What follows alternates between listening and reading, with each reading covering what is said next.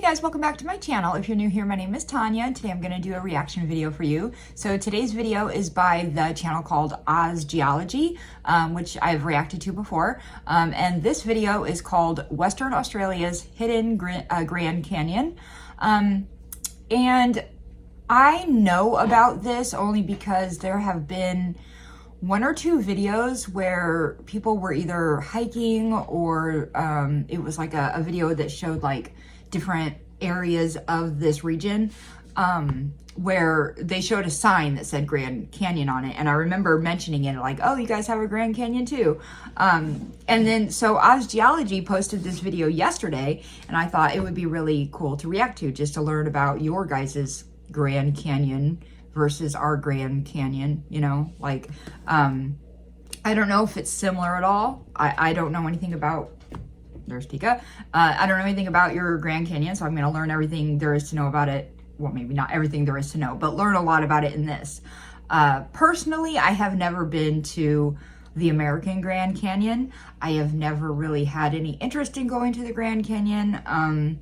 Same with like Niagara Falls. I don't really have any interest. There's just certain things that I'm just like, I don't know. I've seen videos and pictures, and would it be cool to go? Like, would I like enjoy it if I were there? Of course, I think that would be amazing, but it's never been like on my list of these are places that I have to go and I really want to see. They just personally haven't. Anyway, but let's go ahead and get started on the video. Quick reminder, if you are somebody who does not like cats, this is the wrong channel for you. And so I'm giving you a moment here to turn it off if you feel the need to do so. But I have cats, and they are going to be coming in and out of my video. Most of you love them and adore them as much as I do, which I love. But this is something that there is no give and take with for me. My cats will always be in my videos if they choose to walk in front of the camera. That's something that's never going to change about my channel. Just letting you be aware that no matter how much you complain about my cats, that makes me just kind of want to show them that much more. You know what I mean? Anyway, so.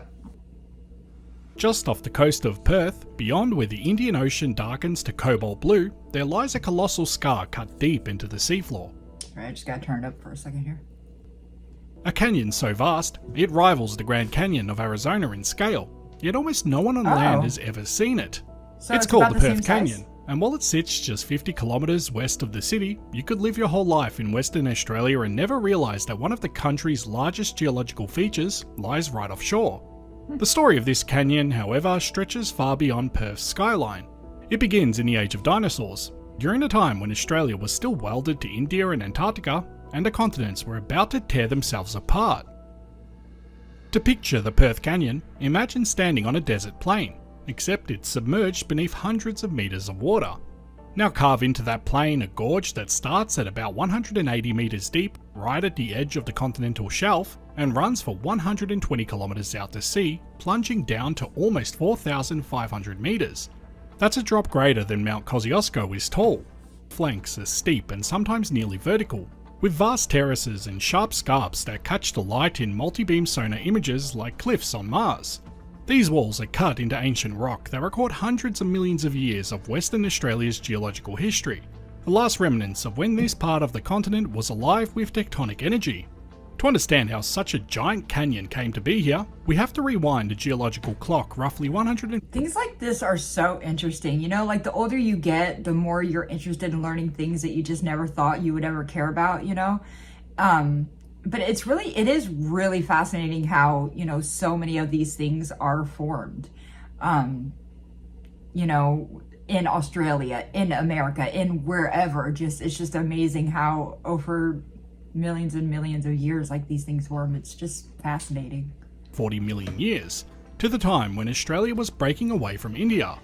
Back then, the land that's now Western Australia sat at the edge of a massive rift system. As the two continents began to drift apart, the crust stretched, fractured and sank to form a long trough, what geologists call a rift basin.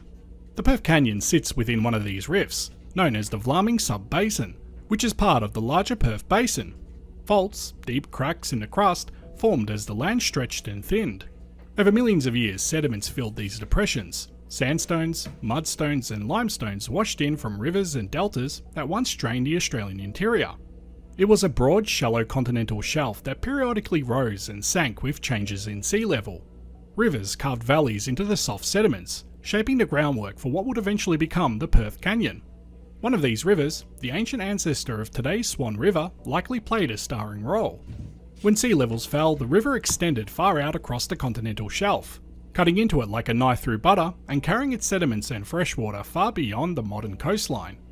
When sea levels rose again, those valleys flooded, filled with marine muds, sands and eventually limestone. Each fall and rise of the ocean left a new mark, creating stacked incised valleys, which are buried canyons within canyons that geologists can still see today in seismic records beneath the seabed. That's so crazy. Fast forward to the late Cretaceous around 80 to 70 million years ago, and we find the Perth Canyon in its first major phase of activity. Australia had separated from India by then, and the western margin of the continent had gone quiet tectonically. The land was stable, arid and gradually subsiding under its own weight. But this stability came with a twist. Global sea levels began to drop dramatically, and that retreating ocean exposed the continental shelf once more. Rivers seized the opportunity, deepening their channels and carrying enormous volumes of sediment toward the ocean. The Swan River, or rather its ancient, much larger predecessor, likely carved an enormous valley into the shelf, forming what scientists now identify as the first paleo. It kind of sounds like the Swan River is similar to maybe the Mississippi River, sort of. Valley, known as PV1. It stretched nearly 12 kilometers wide and several hundred meters deep, and when sea levels rose again, it was buried beneath new marine sediments. This process repeated itself multiple times throughout the Cenozoic era, the last 65 million years. Each major drop in sea level would expose the shelf, allowing new rivers to cut smaller valleys into the same region, each one slightly offset and shallower than the last. By analysing seismic data and core samples, geologists have identified at least 3 of these stacked valleys, PV1, PV2 and PV3, each recording a pulse of erosion during a different geological period. PV1 dates to the late Cretaceous, PV2 to the early Oligocene, around 34 million years ago, and PV3 to the late Miocene, around 5 million years ago. Over time, these valleys were buried by new sediments, forming a kind of geological layer cake that traces the waxing and waning of the ocean across millions of years of Earth's history. But the canyon as we see it today wasn't carved by a river, at least not directly. The modern Swan River ends on land, more than 50 kilometers east of the canyon head, and there's no connection between the two. Instead, the Perth Canyon is now considered a relict submarine canyon, meaning it's a feature left over from an earlier time when the shelf was above sea level. Once submerged, the canyon continued to evolve under the influence of marine processes. Gravity-driven flows of sediment, called turbidity currents, occasionally roared down its flanks, undersea avalanches that carried mud, sand and silt to the deep abyssal plains. Over time, these flows helped deepen and widen the canyon, sculpting its steep walls and creating depositional features known as cyclic steps, rhythmic ridges and depressions carved by the pulsing energy of turbidity currents. But unlike canyons fed by modern rivers which receive a constant supply of sediment, the Perth Canyon is largely starved.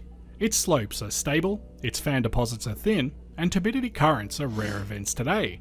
In the words of the scientists who mapped it using the research vessel Falkor, the ROV footage taken during the 2015 expedition shows a quiet, almost eerie landscape.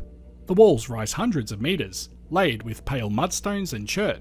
In some places you can see traces of old slumps, where part of the wall sheared off and slid downward. Wow. Elsewhere, narrow gullies and overhangs are draped. You know how when you learn this stuff as a kid, like all the continents were together and then they eventually broke off and all this sort of thing? And how weird it is to think about, like, that it used to be that way. And then you learn that, and it's sort of one of those, or maybe it's just me, but as a kid, when I learned that, I kind of thought, okay, that happened a long time ago, it will never happen again. Not fully realizing as a child that it's just kind of always happening. And then you start thinking about, wow, in the future, millions of years from now, what is the Earth going to look like then? You know, how different is it going to be then? It's just really like mind-boggling to think about this sort of stuff, you know? It's cool. A fine dusting of sediment that hasn't moved in centuries. It's a world frozen in time. Even two large earthquakes that struck Western Australia in 2018 failed to shake loose more than a few small slides near the canyon head. For a landform that once echoed with the roar of underwater landslides and sediment flows, the Perth Canyon today is astonishingly still. The deeper layers of rock exposed in the canyon walls tell a story of Western Australia's ancient environments. The oldest sediments found near the base date back to the late Paleocene, around 56 million years ago, and consist of waxstones, carbonate muds that formed in a warm, shallow sea. Above them lie Eocene layers rich in foraminifera, tiny fossil shells that indicate the water deepened to several hundred metres. Higher still, Oligocene and Miocene mudstones and chalks show that the canyon floor was once part of a calm, upper bathyal environment, roughly 200 to 700 metres deep. In other words, long before the canyon we see today existed, this region was already under the ocean, accumulating sediments that would later be cut open as sea levels dropped and the ancient rivers returned. By combining seismic data, rock samples and bathymetric mapping, scientists can even trace the influence of deep geological structures beneath the canyon. It's incredible its main what they axis can lines do, up neatly right? with a network of ancient rift faults, fractures that date back to the breakup of Gondwana. One of these structures, called the Harvey Transfer Zone, likely guided the canyon's course as it cut through the continental slope. Other faults formed boundaries for massive blocks of crust that tilted and rotated as the rift evolved, creating natural weak zones for erosion to exploit. This tectonic inheritance explains the canyon's oddly sinuous shape and its sharp bends, some of which occur almost at right angles. Even millions of years after the last major tectonic movement, I'm sorry to stop this right in the middle, but I just have to say, because it's distracting me. The shape of this, the colorful part, it looks very much like the shape of my state of Illinois. And for some reason, that's all I can think about is how it looks like the shape of Illinois. Okay, now that I got it out of my system, maybe I can move on. Scars still control the landscape of the sea floor. It's strange to think that a canyon of such magnitude, carved by such powerful forces, now lies in near total silence. The Perth Canyon has effectively gone dormant. Sediment input is minimal because the nearby coastline is arid and stable. There are no large rivers feeding it anymore. Without new sediment to trigger turbidity currents, the canyon no longer experiences the dramatic flows that once sculpted it. The floor is calm, by fine muds that settle gently out of the water. The steep slopes, while riddled with scars of past landslides, are now static. Even seismic tremors fail to stir much movement. Yet, even in its dormancy, the canyon is alive in another way. When the Falkor expedition lowered its remotely operated vehicle down into the depths, they didn't just find rock and sediment, they found life. And in places, remnants of life that once flourished in astonishing abundance. Wow. Along the canyon walls, ROV cameras captured coral colonies clinging to ledges and overhangs, some living, others long dead. In deeper sections, entire coral graveyards were discovered, fields of fossilized skeletons preserved in a fine mud. Radiometric dating showed these corals thrived between about 33,000 and 18,000 years ago. Isn't it insane that, like, I almost said Americans, humans know more about space than about our own oceans. Like, isn't that kind of crazy? It's so crazy to think about. We don't even know what's in most of the ocean. It's scary. Like, that is a scary thought. And you see those like deep water videos of scientists or whoever going down there and they see like different living creatures who are living in these deep depths that have no light, no warmth, things that they never thought could ever survive in such deep waters that are literally surviving in deep waters. You know, you guys ever watch that stuff? It's so crazy to think about. Maybe it's just me, but I find that stuff so cool. Especially like the ocean scares the shit out of me. I'm scared to death of the ocean. But it's also so cool and fascinating to learn about at the same time. You know, it's way cooler to me to learn about the ocean than to learn about space, personally. Last glacial maximum, when global sea levels were roughly 120 metres lower than today and the oceans were colder. It's likely that during those ice age periods, the canyon experienced stronger currents and greater nutrient upwelling, providing food and favourable conditions for coral growth.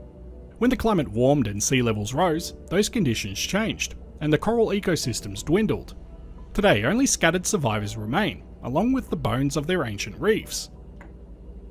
What makes the Perth Canyon so fascinating isn't just its size, but its dual identity. It's both a window into Earth's deep past and a mirror for the planet's present. Geologically, it records the ancient dance of continents, the rise and fall of sea levels, and a shift from river-dominated erosion to the slow, steady processes of the deep ocean. In many ways, it's the perfect symbol of Australia's western margin, vast, old, and deceptively calm, hiding unimaginable complexity beneath the surface. Standing on the shore near Rottnest Island, it's easy to forget that such a world exists just beyond the horizon. But if you could drain the ocean, you'd see it. A labyrinth of cliffs, ridges, and terraces stretching westward into the abyss. You'd see the ghostly imprint of ancient rivers frozen in rock, and the delicate remains of coral cities that bloomed and died. Do people The Perth scuba dive Canyon down reminds there us just to that look? even the most stable coastlines are not static.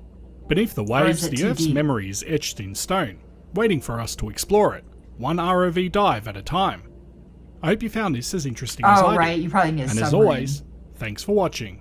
That was really interesting. It really was interesting. It was not at all what I thought it was going to be like. Like I said, I knew absolutely nothing about the Australian Grand Canyon other than I saw in like 2 videos a sign that said Grand Canyon this way or Grand Canyon or something like that. And I had kind of assumed, I guess, that it was kind of like our Grand Canyon, but maybe smaller or something. I don't know.